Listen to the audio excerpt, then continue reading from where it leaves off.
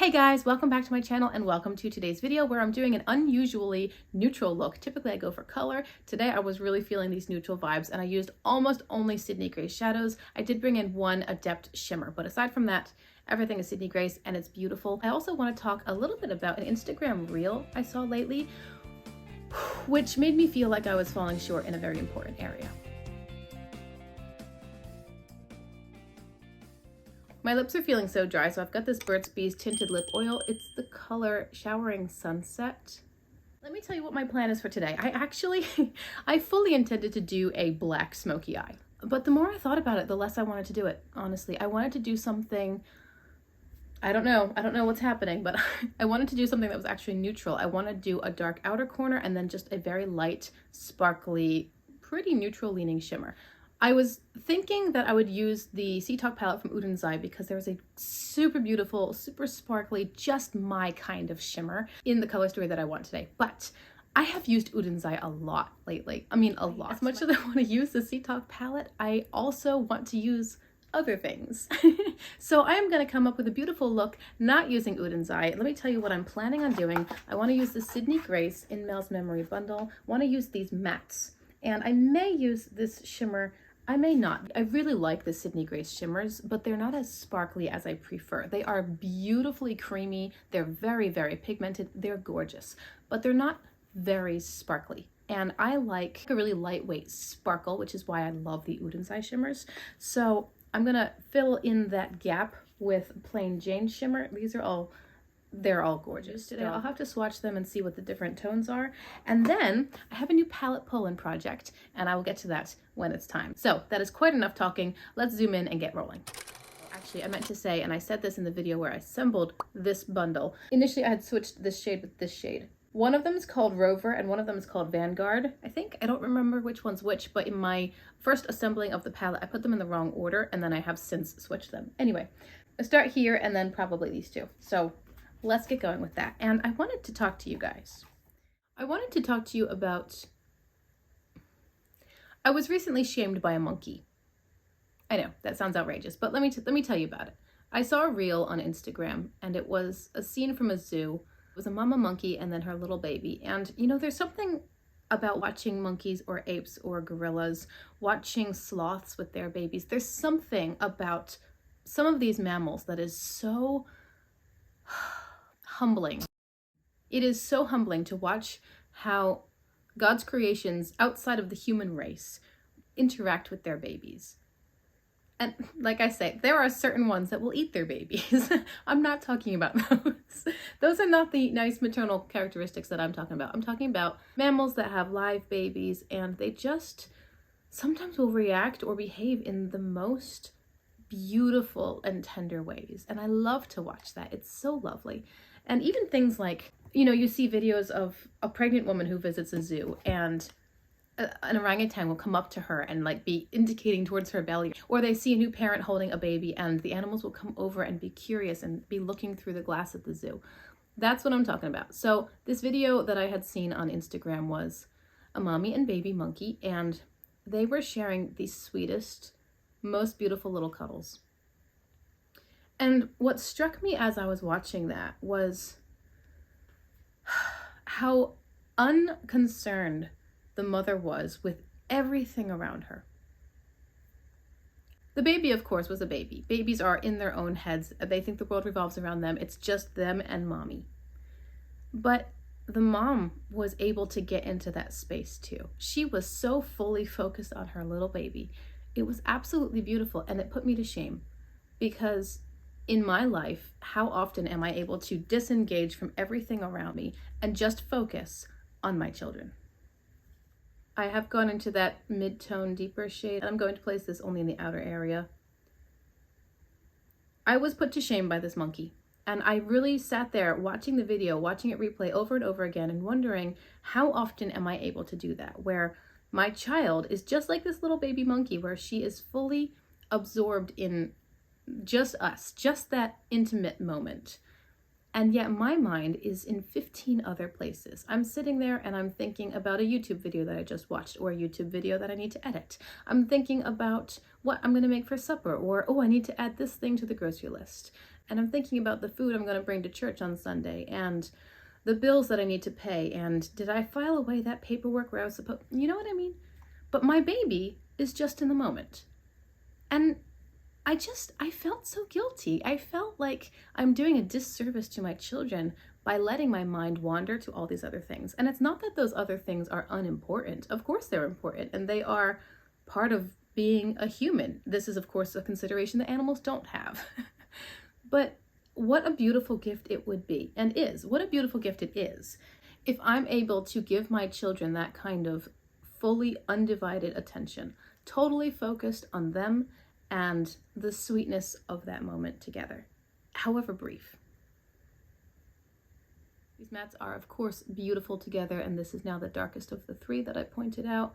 I think instead of carrying this up into my crease, I'm going to try to keep it on kind of an angle like that, just a diagonal. Anyway, it was a weird experience because, like I said, I have human considerations. I do have grocery lists to make and bills to pay. I mean, I have other things that I need to think about. But in the moment of nursing or snuggling or changing a diaper and playing or tickling, whatever, in those moments with my little baby, can I just focus on my baby? Reading a book to my toddler, or taking her outside to play for a couple minutes, or letting her help me cook, letting her help me prepare that food. Can I just focus on her? When I'm helping my older daughter with her school and we're like plotting through algebra, or she wants to paint nails together, or she asks me to curl her hair, can I just be there with her? It's not too much to ask that I try to be very present for my children. It's not. I love them so much, and I am so privileged to get to be their mommy. I want to have that closeness with them, but if I let my mind go to all these other things, they can sense that, you know. And the little one, she's just wrapped up in herself, but she needs that from mommy. And the older one needs me to set the example of being able to set aside other considerations and give her my full attention. I think I'm going to try the Sydney Gray shimmer. It's this one up here. I don't remember what it's called. I intend to put a little paper or something up here to label the shadows, but I haven't done that yet. I've taken it on my finger, and I'm going to place it on the rest of the lid space, really. It's so pretty, but it's not the sparkle that I want. It's a very refined and smooth and creamy formula, but I do want it to be just a little bit more sparkly. So I'm going to lay this down as a base, and then I think I'll put Plain Jane on top of it. All right, it's time to swatch the Plain Jane shimmers. Now, these are multi or at least duochromatic on the whole. I'm thinking these like top 4 right here. So let's just swatch them. This is ACI 1, 2, 3, and 4. What I see in the pan, this one looks bronze, this one looks brown, this one looks pinky, rosy, mauve, and then this one over here looks to be kind of like a more yellowy leaning pink. What do they look like? Oh, they're so pretty. I'm going to swatch them on my arm for you guys. 1, 2, 3, and 4. So they are really, really beautiful. This one's definitely more yellow, which I don't want. This one's definitely more pink, which I don't think I want. I think I want 2. I think I want 2. It's got a little bit more of a lighter sparkle. You can see there are a couple different reflects in it. This one's more of a creamy bronze, but number 2, I see some pink, gold, green, just tiny little sparkles of different shades. So that's the one I want. I'm gonna grab this with my finger and place it right on top. Yeah, okay. Again, it's just being added to the top of the Sydney Gray, so it's bringing in basically no new color, only a little bit of shift. Super pretty. It's pretty clear that in our day and age, multitasking is considered a virtue. If you can do more than one thing at one time, you're doing a good job. And it's also highlighted in the workforce. It's highlighted as a parent. There are so many things to do. So many things to do. But I would go so far as to say that it's not always a good thing to be able to divide your attention. How annoying is it when your spouse picks up their phone and starts a second conversation or checks social media or something when you're in the middle of conversing with them? How frustrating is it when somebody turns on the radio and you're trying to talk to them about something? We as humans really appreciate when somebody does give us all of their attention. When you're on a date and your date puts away their phone, or they put down their menu and they just connect with you, they make eye contact with you, and you feel seen, you feel valuable, special, important. You feel like you matter more than everything else. just dropped my mirror. But that's what I need to give my kids. That's what I want to give my kids. It is a good thing to show them, okay, I can get done all this housework and, you know, mommy's a capable, functioning adult. But when it's time to just sit and read a book, maybe we can just sit and read a book and be in that moment, be present right there, put away all my distractions and give my full attention and eye contact to my little one. I want to grab a slightly lighter matte from In Mel's Memory. I'm going to pick up this one here. It's a much lighter pink. I want to help blend out a little bit more on the edge of that original transition color. Now, I think I'm going to copy all these colors down onto the lower lash line, and then we'll do the palette pull-in. So that's what I did. I took those colors and I copied them down onto the lower lash line, all three of the mattes. And now my palette pull-in is going to be the first shade in my next palette. What I do for my palette pull-in is I load up all of my palettes into a spinning wheel. I deselect any that I have already done, and then I spin the wheel again. So my new palette pull-in is the Tropicolor, which also happens to be from Sydney Grace. And because it's the first time using it, of course, I'm using shade number 1, Coconut. This is a great matte inner corner highlight. It does have a little bit of sparkle. Maybe it's not a true matte, but it behaves as a matte and it's amazing. So I'm gonna put this as an inner corner highlight. My palette pull-in, if you don't know, is a project where I just want to make sure I use all the palettes I have, and also I like the challenge of having to incorporate an unexpected or unplanned for color into my look. So I started doing palette pull-in where I have to work through the whatever palette is next, I have to work through it consecutively, and I might end up with a color that doesn't at all work with what I'm doing, and it's just a fun challenge to include it. Now, I don't hold myself to it strictly. If I have a palette pull-in shade which is going to be awful with my desired look for the day, I just won't do it. It's a personal project, it's not a big deal. But I like the fun of it. So this matte white is great. Now, honestly, given the rest of my color scheme here, I kind of wish that it were more ivory.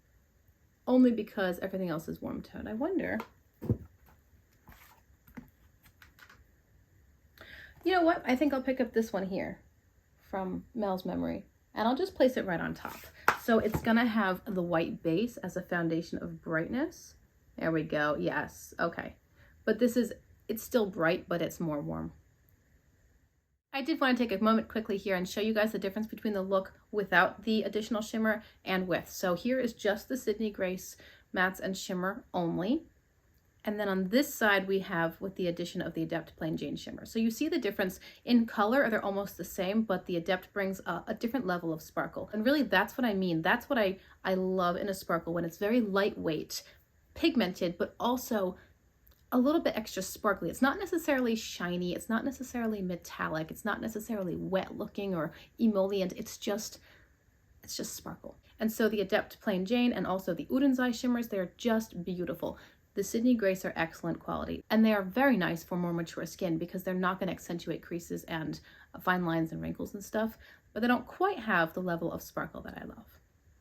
I did decide to do a winged eyeliner. I did from inner all the way to the outer corner. I have an inner wing. I really love the inner wing because it makes the eyes look so almond shaped and a little bit bigger. People have always told me that I have big eyes anyway, and I think it's probably just my French Canadian heritage, but I love the inner corner wing because it seems to open them up a little bit more and really define that area, which then defines the rest of the eye. I think it's really pretty. Let me tell you what I did to finish off. I actually don't own a brown eyeliner, so I used black in my waterline, and then I have mascara on. I put a little bit extra in the outer lashes as though I were wearing falsies, which I'm not. On my cheeks, I have the Milani 901 Luminoso Blush.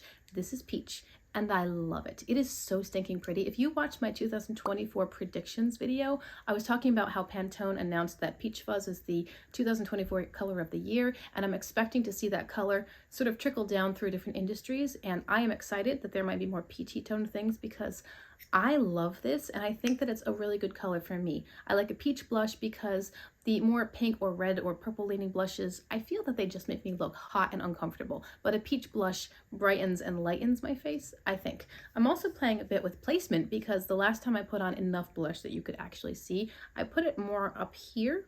I didn't love that placement, so today I've tried it a little bit lower, more directly on the cheekbones where I might actually apply bronzer. I'm just messing around with placement. Do tell me if you even notice. Anyway, thank you so much for being with me here today. I really appreciate you. I think the eye look turned out beautiful. This is exactly what I wanted. And I am starting to understand why people like neutral and brown sorts of eyeshadow palettes, I'm starting to understand, because it's fun to be colorful, it's wild and interesting and different. Sometimes you just want to look more elegant and sophisticated, and I don't feel elegant and sophisticated in a colorful look. I might feel all those other adjectives, but if I want to feel classy or I want to feel chic, I go for neutrals, and I'm actually starting to enjoy them. So look at me, personal growth, becoming more well-rounded. I hope you have really enjoyed this video. Thank you for your time. Thank you for clicking on my channel. Do remember to like and subscribe if you want to see more content like this. I upload several videos every week, and I'll see you in my next one. Bye, guys.